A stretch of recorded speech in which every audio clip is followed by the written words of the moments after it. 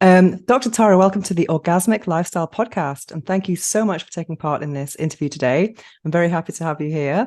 And you are a sex and relationship coach. And for those who are unfamiliar with your work, could you tell us what you do? Yes, thank you for having me, Venus. I'm really excited Mhm. to be here. I would say I wear three hats. I Oh, actually, my very first hat and my full-time job is a professor. I'm a professor of sexuality at California State University, Fullerton. I teach four classes there and I teach like Monday, Wednesday. Other days I do research for my job as well. So that would be my first hat is a professor of sexuality. My second hat is the sex and relationship coach. And I have a private practice here in downtown LA where I coach people based on whatever sexual goals we set. And I coach people to get to their goals. And that's my second hat. My third hat is a sex positive media company. And this sex positive media company, I call it the same name, which is Love Bites. And I mhm. have social media and my podcast named Love Bites with, my TikTok actually blew up last year. We're now at 2 million followers on TikTok. So it's been a really, really fun journey. But overall, all my three hats fall in, the field of sexuality. Okay, I'm really curious. How do you organize your time then? Do you have certain days where you do different things? I do. Yeah. Mhm. So I'm a professor Monday, Wednesday. I see Mhm. my clients Tuesday, Thursday. I make Mhm. content every Friday. Okay, that's so cool. So you kind of Yeah. keeps it easy Yeah. because I think having a system is really important, isn't it, for growth? 100%. I can't Mm, imagine not being organized and systematized. mm, Also, building a team is extremely helpful. To have a mm. balanced life that I have now, it's because I have my team. I have my assistant, I have a social media person, I have my publicist. It's really helpful. Amazing, amazing. So I'm interested in what inspired you to follow this path. I read that you come from a sexually conservative Thai culture and then to Wow. become a viral sex ed creator. Tell us about that. So such a big shift. I mean, how did that happen and what were the challenges involved Oh yeah, and motivations? 100%. Mhm. Have you been to Thailand? No, but I'm from an Irish Catholic, so family, so I kind of understand. Oh yeah. But I think religion's a great aphrodisiac, you know. I mean, I mean, it's been a big journey, you know, like you're like Good way to guilt. put it. So tell us We about have your something in journey. common. I Yeah. actually went to a private Catholic school Okay. throughout my life. It's an all girls school. Uh-huh. So it was all girls. I attended from first grade until I finished middle school. So like, the first 13 years of my life was like private all girls Catholic school, wearing a uniform, like your skirt has to cover your knees or else you get hit on the wrist and like get sent home to go change and wear a more suitable skirt. So ever since I was a little girl, I've always had a lot of, you know, um, shame and guilt for wanting to dress differently from what was expected in my school and in my culture. In my culture, so I'm from Thailand, and Thai culture is not like what Hollywood movies show you.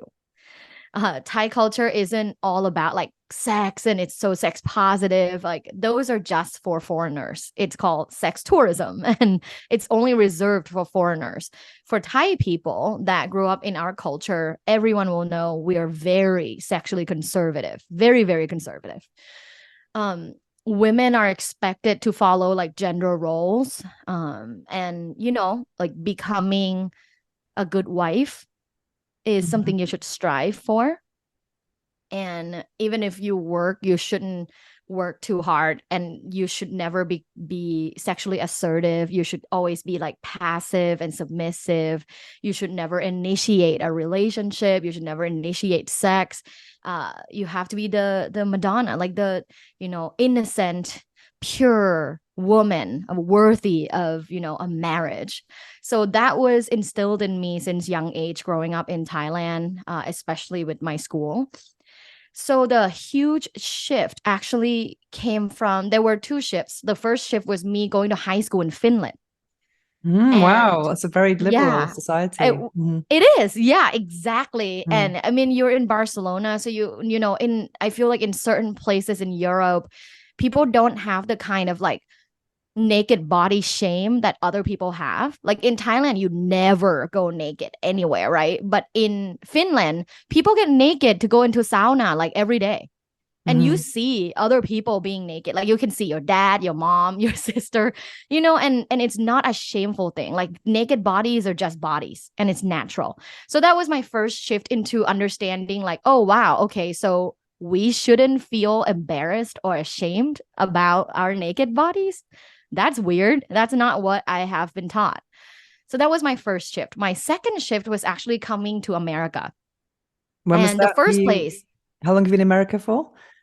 almost 13 years. Okay. The first place I came to was Los Angeles for my master's. And Los Angeles is, I mean, debatedly like one of the most sexually liberal places in the United States. I would say it's Los Angeles, San Francisco, and New York are kind of equal.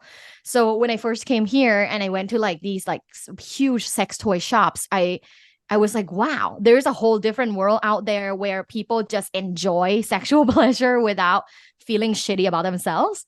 And I was always a very sexually curious child from the longest I remember. Like when I was 10, I would use the bidet like extra long because it felt good on my clitoris. I didn't know it was sexual, but it felt good. So I was always sexually curious. So coming here and like witnessing, observing other people approach like different lifestyle, different relationship structures. Like there were people that were poly. It really opened my eyes. Like, wow, okay, so there's so much variety when it comes to sex and relationship. And the only thing I knew, like the monogamy, heterosexual, like woman as submissive model, like is so antiquated, and that, you know, you can opt into any kind of, you know, explorations. So it kind of started there. Amazing. So I feel in my journey, which was kind of similar, I think I experienced so much pleasure from sex that I was the idea of being repressed just didn't occur to me, you know. Yeah. But I think, I mean, do you think it's a huge advantage with what you do, especially with your when you're doing coaching and seeing clients, to actually fully understand this conservative mentality? Do you think that's a massive advantage? Because I mean, I guess a lot of people don't have that. Maybe people who've grown up in more liberal environments. Do you find that's an advantage for you? That's such a great question. It's 100% an advantage. I'm able to truly empathetically understand someone because of the stuff that I went through. I remember the first therapist that I had. And that therapist, I asked that therapist a couple of questions about them because I wanted to know where they come from. And I asked that therapist about, like, you know, how they grew up, like a little bit, like what's their, you know, religious affiliation, what were their parents like. And I just remember, oh, wow, this person has never gone out of their bubble. Like, to me, there's no way that you would be able to understand the vast variety of experiences that I've had since young age. And so I had to quit and find a new therapist that had a more like worldly experiences. So I would say with my background and the variety of personal and professional experiences that I had is a huge advantage. Another thing that, I mean, now that I'm proud of is that I got married young and I went through a divorce. And, you know, at first I was very ashamed. A sex and relationship coach who went through a divorce, you know, what a loser.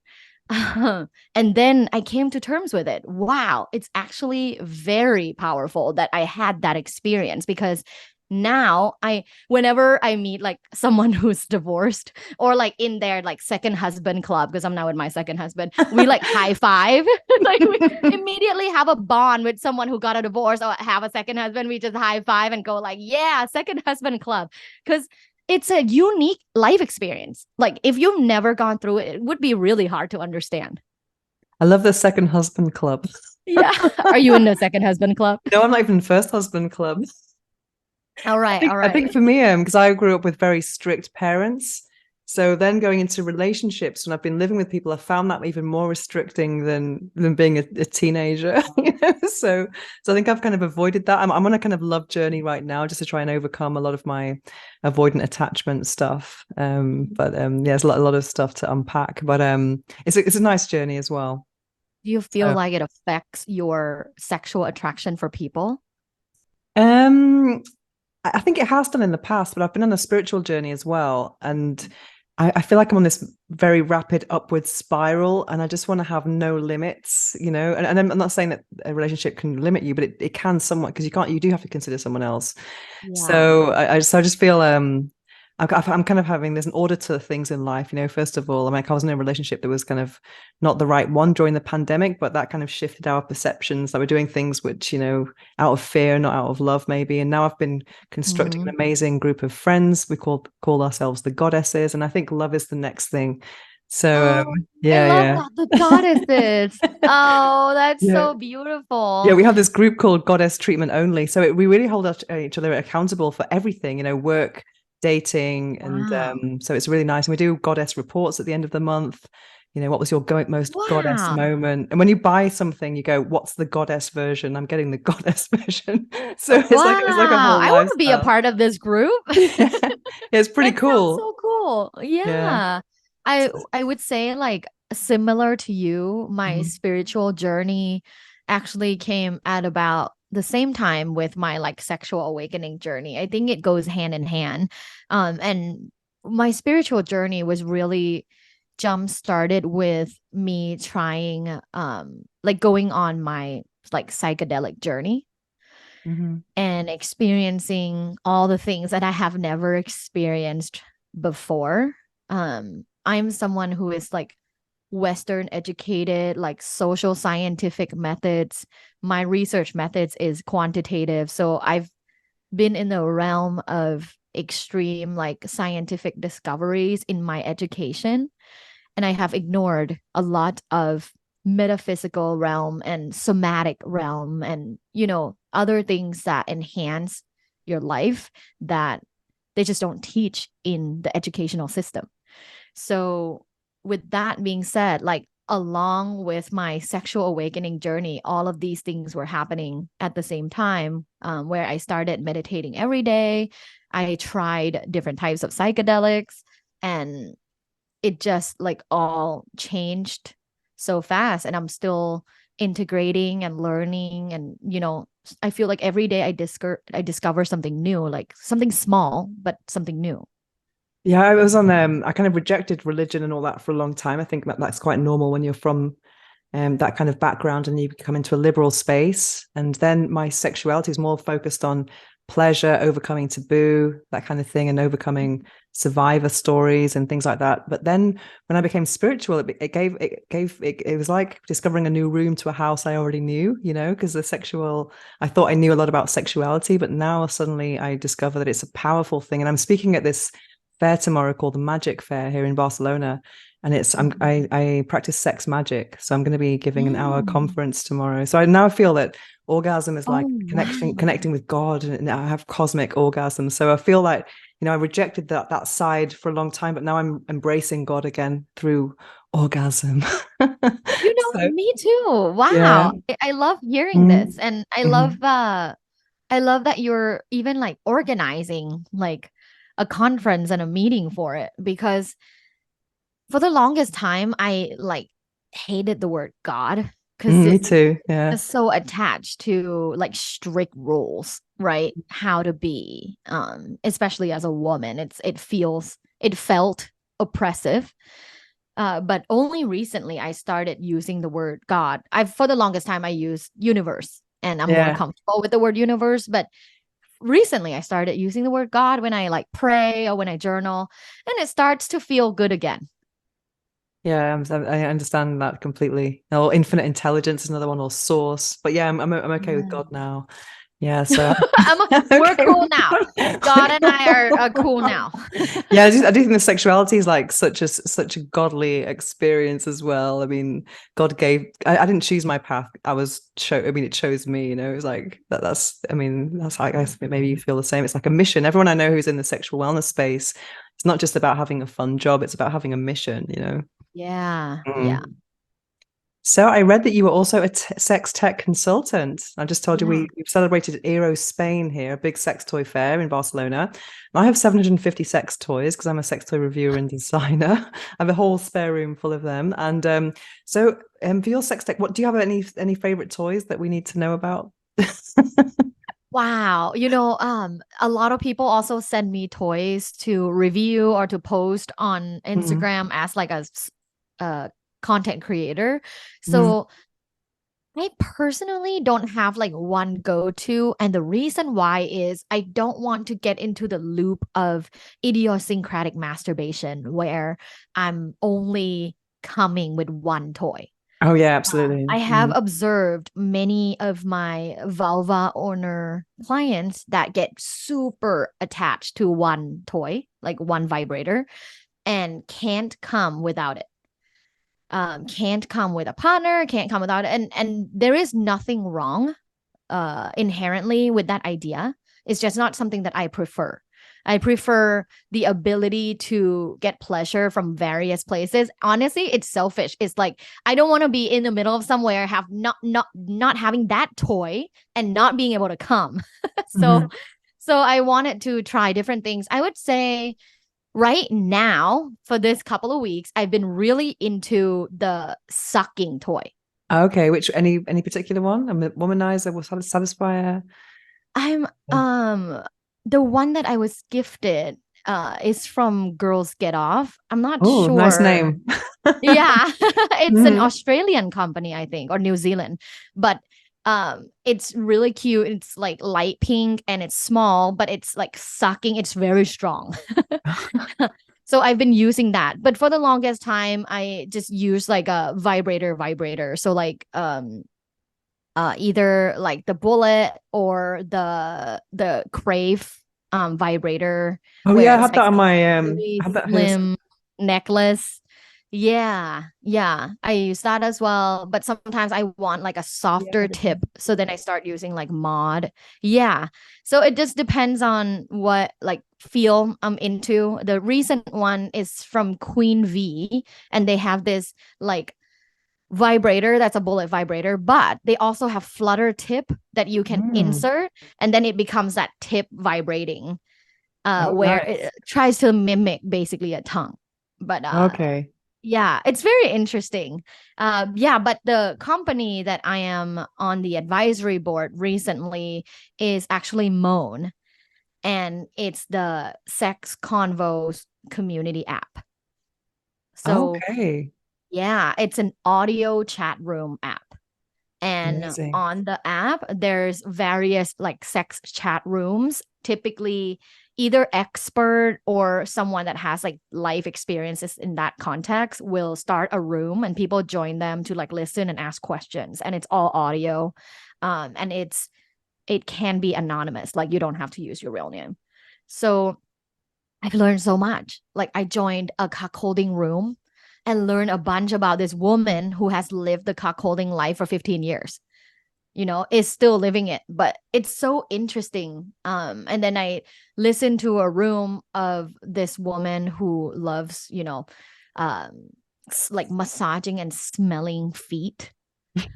Wow. Who gets turned on and aroused by like massaging and smelling feet. It's super interesting. So to me, it's like a good exploration. And the first time I stumbled upon the app, I was like really liking it already. And then I started talking about it with the CEO, and he's like, do you want to come on as an advisor? So then I started our journey, our relationship.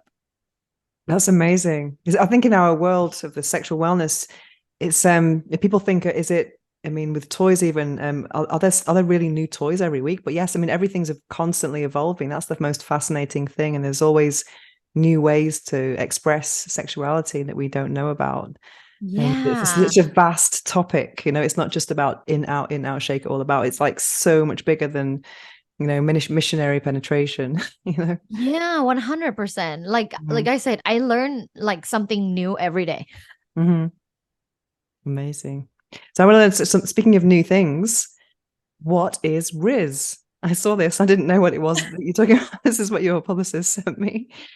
Gen Z's love and dating terms. Okay, so there's lots of new words that have come into Mhm. into our vocabulary lately. Can you share It's any fun. that's what's Riz? Interesting.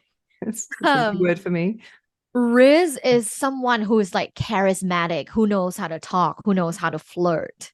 Okay. So that's like a Riz, someone who has Riz, or like a Riz god is someone who's Ah, really good at flirting.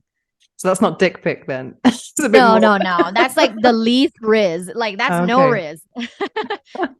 You actually there's actually like a really famous video produced by Jubilee on YouTube, and it's like a game show where there's like six guys and six women, and the women talk to each guy and they rate who has the most Riz. It's really interesting. It's a very common Gen Z term. Okay. Any more that you can share with us? Yeah, another one that's very mass now is bricked up. Have What's you that? ever heard of that? Bricked up, like living together. No, bricked up means getting aroused. Okay, like a brick. Yeah. Okay. Yeah. So like you say, let's say like, oh, like the way she eats that popsicle gives like makes me bricked up. Okay. Or like he always opens the door for me, makes me bricked up. Okay. So it's for it's just like I would think of that as an Anyone can erection. use it. Okay, Yeah, it cool. comes from an erection, but like a Okay. woman can be like, oh my God, he did this, like made me Mm. so bricked up. Okay, that's interesting. So I was also interested about communicating sexual desires for Mhm. a summer fling or to freshen a long-term relationship. So everyone says like communication is really important, but I mean, how should we communicate? Because talking's not the only way, and it's not always so Right. easy. Do Yeah. you recommend? I guess a bit of both, like before bed when you're wearing your clothes or in the situation. Can you give us any tips about both scenarios? What would be advisable? Yeah. And I love that you said, a lot of people have said communication is extremely important for Mm, your sex life. And last year, I conducted a large scale study based on 5,000 subjects. And wow. I found that sexual communication is one of the top three predictors of long term sexual satisfaction. So if you're not communicating, there's no way you're going to have long term sexual satisfaction. It's very important that you're talking. With that being said, when it comes to communicating your desires or wanting to try something new, something else, it's always important to consider this macro communication as like a separate dialogue that's necessary. Don't think of it as like a part of your sex life. So don't have it in bed. Don't have it when you're naked. Don't have this conversation before or after or during sex. It has to be a completely separate dialogue. Actually, highly recommend like when you're both sober, Hmm. and maybe over morning coffee or over like dinner together, somewhere where you're able to have an honest conversation. It's always hard to start if you're someone who has not talked about sex that much in your life and you and your partner have never talked about sex. It will be hard, and that's just something you have to accept and overcome. It takes one person to initiate, so you, the listener, could be the person who is more brave, who Hmm. initiates this conversation. Now, a few tips when you have this conversation. First, you want to prime them that you want to talk about sex. You don't want to start with, Jason, listen, I want to fuck someone else. Right? You want to prime them that, hey, like tonight, can we talk about sex? I know this is kind of out of nowhere, but we've actually never talked about it. So I would love for us to talk about it.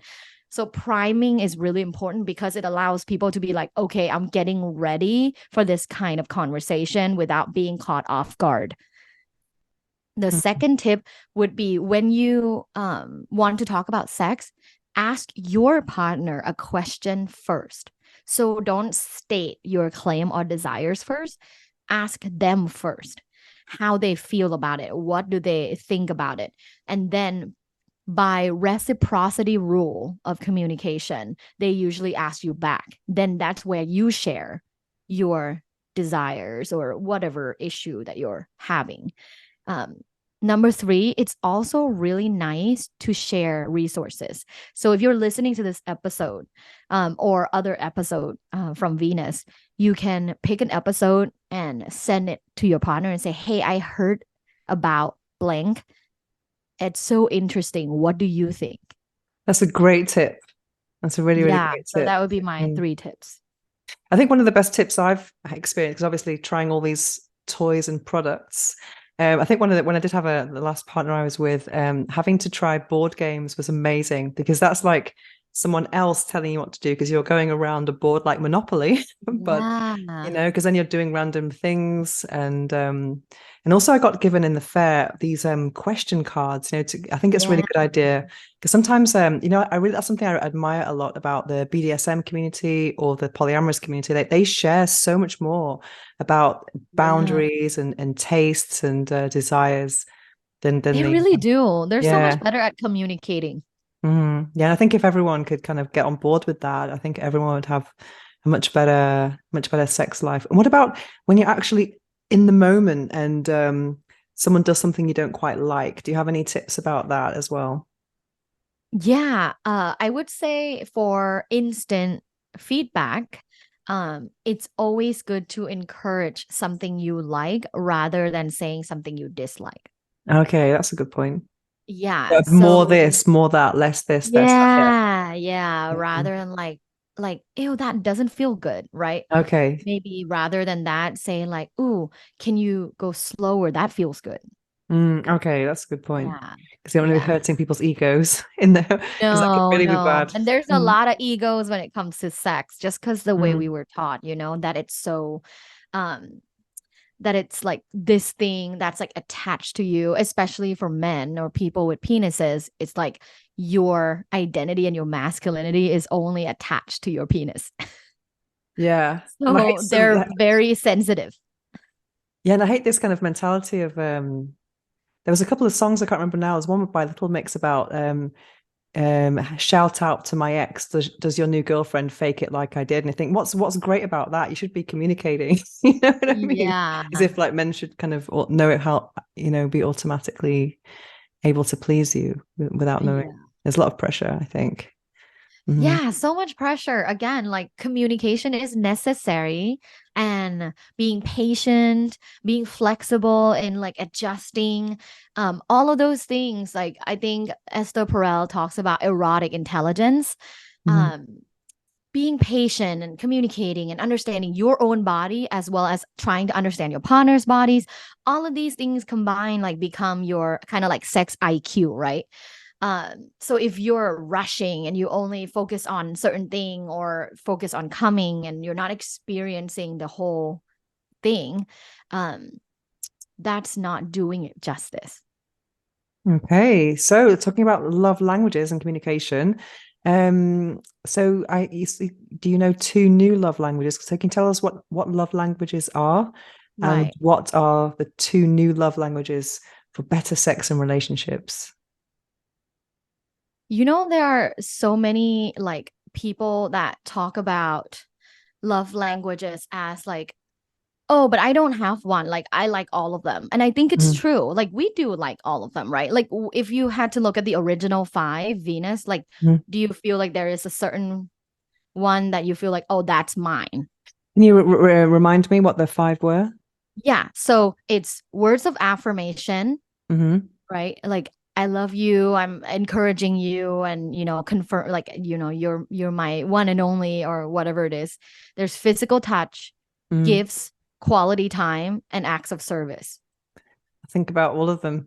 I think all Yeah, of them, definitely. Maybe not gifts so much.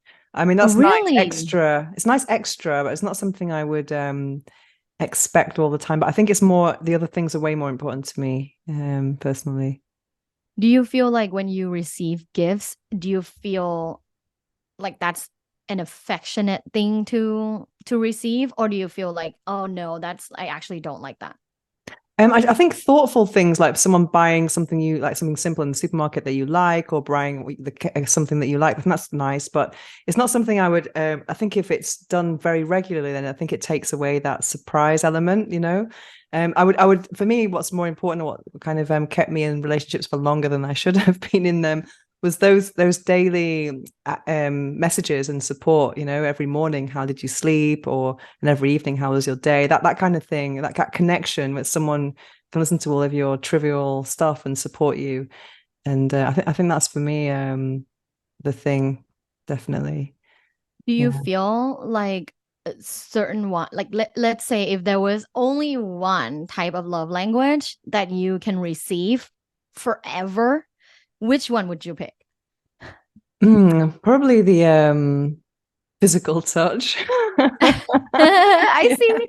So Yeah, it because I makes think I sense in think this line of work. yeah, absolutely. I think it's really important. I mean, I know lots of, relationships that are happening around me with friends who are not as sexual, and they've got all the other things mastered. They've got the nice weekends away and the thoughtful guy who's buying them flowers and all of that, but there's no sexual spark. And I would rather, I could not live like that.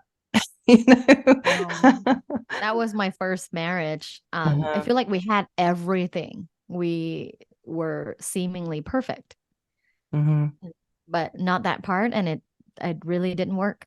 It really eats you up. I mean, I've lived out on both sides. I've been the one kind of turning down the sex and the one desiring more sex. So I know it's really such a painful thing. I'm not It sure. is. Yeah, it's a very And painful it's like thing. always the elephant in the room. Like Mm, you're just so uncomfortable. yeah. Um, so with that being said, so there's those original five, which, a lot of people have talked about. But then the main argument is people usually say, of course we all want all of them. Right. Mhm. Some therapists and researchers have looked into various types of love languages. There's, uh, Anne Hodder, I think she came up with like 24 or something types of love languages. But the two new love languages outside of those five that people have been talking about a lot is the first one is shared experiences Amazing. as a love language, because you think of other things, there's quality time, but it's not necessarily like a shared experience. A shared experience is like something that makes you feel closer together. So it's almost like a step up, right? So instead of just spending the time, it's like you are more intentional in creating experiences together. And then the second one is emotional security. Oh, wow. Uh, Providing emotional security or receiving emotional security as a love language is extremely important for a lot of people. And um people are like, oh, isn't that, through all these love languages that you receive, you build emotional security? Not necessarily, because people could be doing that not like an intentional way of trying to build emotional security. There are different ways to build emotional security. Obviously, like consistency is one of them, right? When you say that you're going to do something and you do it, people feel like, oh, okay, now I can trust you. And there's like this security, the bond between you and them. Hmm. What do you think someone can do for you that allow you to feel more emotionally secure with them?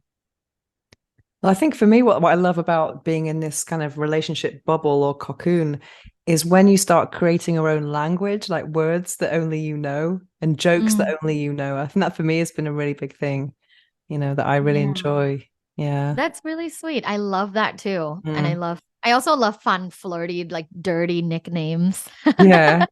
I would say for me, one way to make me feel emotionally secure is like when I share with you something, you don't respond back with like a judgmental language. Mm. I think that really scars me from like previous relationships is when I say something that I want to try, perhaps like sexually, and my previous partners would go like, ew, or like, with a judgmental like, why would you want to do that? Like, or only Using weird, it like against you. only weird people do that. Yeah, and made me feel bad. So that way, it was just too hard from then to like build emotional security with that person. You have to be able to feel like you can share whatever, and their first response isn't going to be judgmental. Like, that's my emotional security. Definitely, especially not judging you on your past as well. I think that's really important. Exactly. There's a Yeah. lot of talks on that. Like on Mm. TikTok, a lot of young people are like, what's your body count? Yeah. Right. And a lot of this, toxic masculinity of like, oh, if the body count is this, like she's a slut and like she's a used good, right? Which is that like they want someone who didn't have a lot of sex, but then when they marry them, they want them to have a lot of sex. Yeah. Which Yeah. is a funny thing that I always Mhm. talk back to people that say that to me. I'm like, okay, so now you want your wife to be more sexually active, but before she met you, she wasn't sexually active, and you loved her like that. Why? What changed? And they usually go quiet. Oh, but now we're married. Well, that's who she is. She's not gonna change, And right? also with sex on the first date as well, like that kind of thing. I just don't think I have amazing male friends, so I don't really know any men who think that a girl's a slut if she lets the guy shag her on the first date. I think it's a mutual thing. If Right. you're on a dating app or you're a certain age, then people have histories and it doesn't really matter. I think people would rather that, someone to be their own person. Right. Anyone who's secure, I mean, it means that you know what you want, then rather than just Yeah. being a naive virgin. Not that there's anything wrong with that if that's what you want, but nothing right. Also, I've had a lot of judgment from my work. I don't know if that's happened to you, but I mean, not really from the people who've been in my life. Fortunately, they see through the work and they see who I am. But Yeah. people, I get a lot of comments on. I had some unboxing the other day on Instagram, and someone said, "Oh, does your partner not satisfy?" I said, "What has this got to do with it?" I mean, that's like comparing pizza and chocolate, you know. Exactly. So you can't even compare. But I do understand that some guys have in my life have been very intimidated by all of the sex toys and and all over. I've got like 10 toys on my desk right now. It's just crazy. Yeah, But that's so funny. Like I literally have this on my desk right oh, now, and cool. I've I got my just got it. dildos on the bookshelf back here. Yeah, I see them. I see them. Yeah. There's so many. I just Yeah. got this yesterday from a bisexual influencer. Oh, cool. It's like bisexual color. It's really fun. It's a Definitely. fun life that we have. Mhm. It is, it is. So speaking of fun, I've heard you've created an iconic game called Flick It, Lick It, Suck It. Tell us about this and how can you play it? Oh, actually, the game. So we used to call that, but now we don't. Now we call it SLS. So, Okay. squeeze, lick, suck. Okay. And it's basically you can just, if you want to not download an app to play, you can just write body parts into small pieces of paper, tear them up, fold them, put it in a hat, and then basically take turns to pick up a part. Mhm. But before you open it, you have to choose, do you want to squeeze, lick, or suck? And then you Okay. open the part and then you do that to the Okay. person. So you can do that too. But there's also an app called Scratch Adventure. Ooh. And on this app, Scratch Adventure, there's a lot of sex games. And SLS or Squeeze Lick Suck is on there too. So instead of paper, like tearing up paper, you can like download the app. It's free, and you basically go to Squeeze Lick Suck, and then you like roll the dice on there. Oh, Um, that's cool. yeah, for body parts, and you can select squeeze, lick, or suck prior, then roll the dice, and then when the dice comes on, like let's say neck, then you do that. So you can also use the app, or you can do the manual way, but it's really fun. It's a fun way to switch it up and like just try a game without like necessarily, having penetrative sex, like enjoying it and being more playful with your sexuality. Definitely. Because it's great. There's so many resources now, like board games and apps, etc. So we don't have to just do the Yeah. What's your same old favorite thing. board game? I actually don't have a sex board game. Well, I tried this board game that a couple made who tried every board game. Okay. so so I mean it was really good. I mean this I just really envy people who like, I mean, because sometimes I don't get the chance to share toy experiences very often, and I get sent things a lot, but it's usually my solo explorations. But if I'm with a person, I don't really use toys. So I'm just thinking, oh, skin. But but I met this but I heard of this couple who literally just got every single board game out there and played them all, and then got the best of each one, and they created a new game. And it's actually Okay. an app now called Plaro, like Plaro, like Play Romance. And I Oh, played the board game version, and it was so much fun. But now it's an app, obviously, to it's just easier than selling a physical product. But I haven't yeah. tried the app, but I do really, the game was amazing. And I've just been given this week, I've been given some cards as well. I think they're really good about different positions, and also different, just to help like just orders as well. Like one of them is about just different positions, like 365 or something. And then they've Yeah. got difficulty ratings. So then you can kind of try different things and then see how you feel. And then these just different random cards that's giving you instructions. But I took a picture in the fair the other day. It was an amazing game because I'm into my spiritual journey now. They didn't have a spare one, unfortunately, but let me just find it. Oh, go on. It's just so worth the wait. Where is it? Where is it? Okay. It's called, they're from America, so it's definitely going to be there. Mind, Body, and Soul, the game for any couple. Heal your chakras with your lover. How cool is that? Can you see? Wow. So I highly recommend that. It just looks amazing. And I haven't tried it at all, but I mean, it's very different from the other types of games that you see. So it's Yeah. called Mind, Body, and Soul, and it was got an XBiz award. So it must be from 2019 Adult Game of the Year. Um, Ooh. I So I think want this to is an try. amazing. I mean, I'm really interested. I get very turned on by the idea of sacred sexuality and doing, building up the energy in different ways rather than just going through the normal kiss, caress, undress routine. Yeah. You know. Yeah. So this is really hot. I mean, I've read a lot of books about sacred sexuality, and I find them very a huge turn on. So this is a Is great. it only European? It doesn't come up in my app store. No, it's actually a physical game. Oh, that's right. Okay. Yeah, Okay. I somehow thought it was an app. But the owners are American, so you'll definitely be able to find it there. And it's Next Bizzo Okay. Award Best Game of 2019. So I'm sure you'll be able to find it online somewhere. And I think if Yeah. you're on a spiritual journey, then healing your Yeah. chakras with your lover sounds really cool. Thank you for the recommendation. I will Yeah, definitely try. I'll report back. definitely. That'll be intriguing. So a couple Wow. of quick questions for you. What is the Yeah. book? What's the book that changed your life? Do you have a book? Any type of Oh, book, not just sexuality, but anything. Any book that you just like, yeah. it's life changing. Yeah. I would say the book that I read that was like, oh wow, like there's all these things was actually an old book called Hot Monogamy. Oh, a great name. Hot Yeah, Monogamy. right? Yeah, Yeah. it was by this Dr. Patricia Love, I think, which is like awesome name for this line Uh, of work. But that was old and I read it long time ago and I just remember like wow, people spend the time to write hundreds of pages about this. So that was really interesting. I'm going to interview a couple soon called Mally and Joe, and they've written a book called Wild Monogamy. So I'm going to be reading that soon. I just Yeah. opened it just to see it, and just looks very just quite enticing from the page one. So I think that's really interesting to.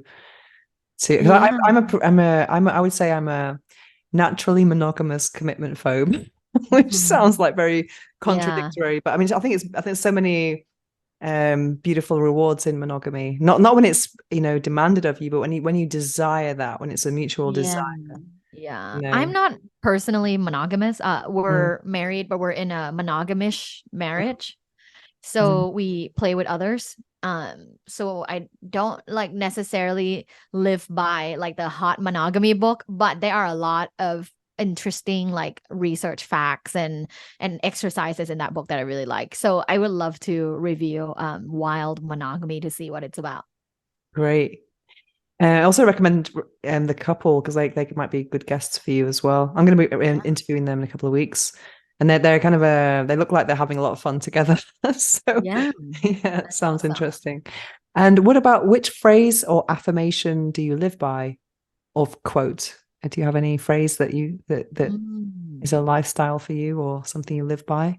Yeah. One thing that I say to myself every day is focus on what's thriving. Oh, that's some, and give an example of in terms of work or everything. Everything in life. I think we can Mhm. all benefit from not like, going through the negative like rabbit hole of just continuously worry about something rather than that focus on the stuff that's working in your life, the positive things that are happening in your life, and amplify those things in your life, because I completely believe that the energy you give is the energy you receive. So focus on what's thriving has always been just my favorite one. Work, relationship, friendships, family, all kinds of things. Amazing. I'm going to apply that to my life. So where can people find you? Yes, my website is lovebites.co. That's LUVBITES.co. And all my information's on there, my social media, my podcast, and everything. Amazing. So Dr. Tara, thank you so much for this interview. It's been a really interesting talking to you. Thank you for having me and have an orgasmic day. Thank you.